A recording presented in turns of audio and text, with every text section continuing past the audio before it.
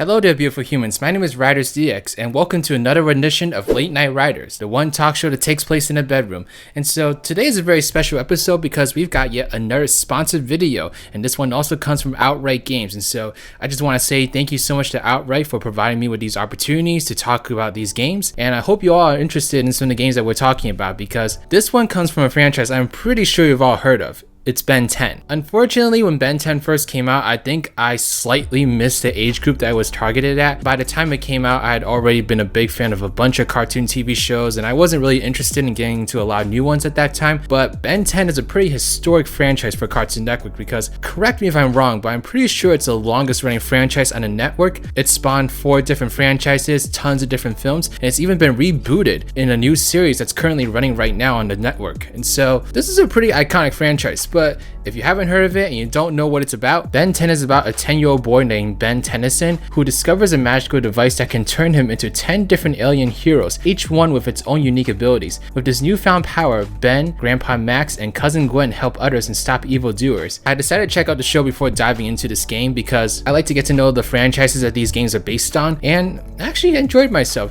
I think if I was a little bit younger, I would have really enjoyed the show, but I think it's a really great show for kids, and it's no wonder to me that it survived so long. It's got a definite appeal to it. But moving on to the video game, Ben 10 Power Trip is developed by PHL Collective, and the story of this game is that Ben must uncover the truth behind 4 mysterious crystals that threaten to take over his world. It basically starts with his family enjoying their European vacation. I don't remember what the city is called. It's kind of hard to pronounce, so maybe that's why. But then they run into the evil magician Hex, a major villain from the show, who unleashes the power of these 4 mysterious crystals. When he unleashes this power, Ben actually loses the ability to turn into his aliens, and so he not only does he have to recover these aliens, but he has to break this curse that Hex is unleashing on the world, which has resulted in tons of monsters invading all sorts of different towns within this country. And that's basically the game's plot in a nutshell. When you first boot up the game, it really is faithful to the series art style. I mean, I took a look at this game, I took a look at the TV show simultaneously, and it definitely feels like something directly from the show.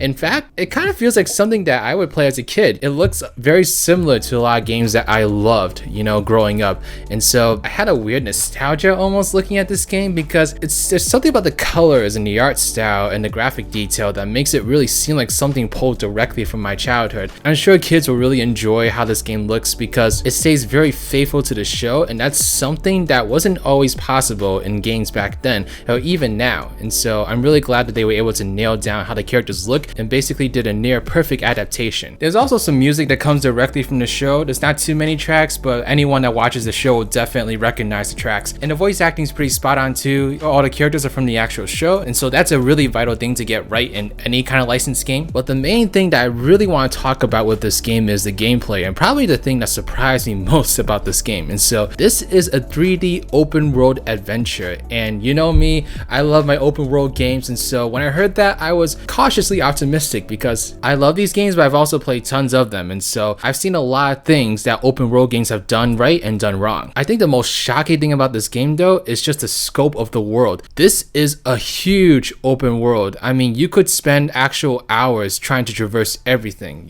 I was so shocked because the size of this world is not typical for a game like this. I will say though, I feel like at times I found the world to be a little bit too big because it was a little bit difficult sometimes to locate what I was looking for. But as I kept playing the game, I kind of got more used to it. I got a little bit better acquainted with the map, for instance, and it became easier to find things. I would have gone crazy for a game like this as a kid, just seeing my favorite franchise be given this huge open world. And the best part about it is that it's all seamless. There's actually no loading times going between different environments. So you can basically travel through everywhere that you're supposed to go to in the game without a single loading screen. And that's really insane and really ambitious, and so I gotta give PHL credit because that's not something that's easy to do. And yeah, I was really shocked by the scope of this world. I think my favorite part about traversing it is as I unlocked more aliens, there were different ways of traversing all the different environments. I love using Accelerate to blast through all the areas as fast as I could and just seeing all the things pass me by. I love using Diamond Head to glide through the air and just kind of like get to wherever I want to get to. It really does show like the versatility that you can have in terms of traversing these worlds. And yeah, I was just really pleasantly surprised by this. Speaking of the aliens, you do get to play as 6 of Ben's well-known aliens here. There's Heat Blast, Forearms, Accelerate, Diamond Head, Wrath, and Shock Rock. rock. All 6 of these aliens have different platforming and combat abilities that make them stand out, and it definitely does add some more variety into the game.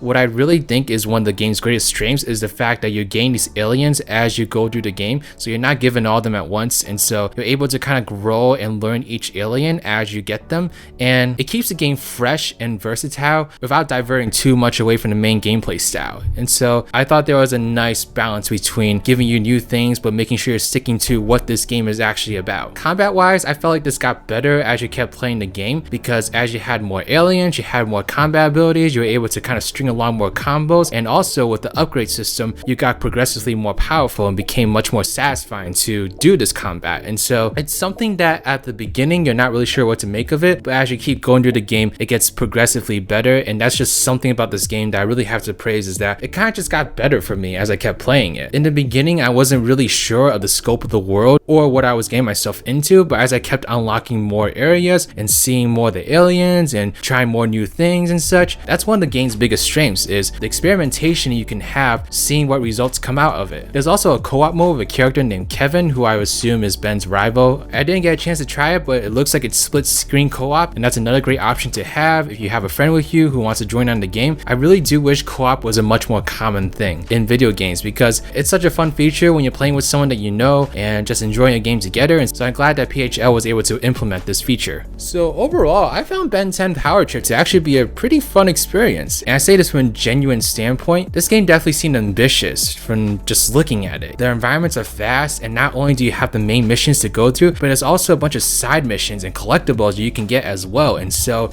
this is a fully fledged open world game, and I think PHL should be commended for trying to do so much with the Ben 10 license, because I was watching some videos of previous Ben 10 games and they all look relatively fine, but this one, there's just something special about this one. It feels like they wanted to add more to it. They wanted to make it more than what it was supposed to be. And yeah, I gotta say, I'm really impressed. Ben 10 Power Trip was a very solid game for me, and I definitely recommend it to anyone that grew up with platformers, because like I said, I felt really nostalgic playing this just because it felt so similar to a lot of games that I played when I grew up, and that was a huge plus. It was something I wasn't expecting, but I completely welcomed. If you want to purchase this game, you can get it at GameStop, Walmart, and Amazon. I'll leave links in the description box below, along with a bunch of other links to outright gains.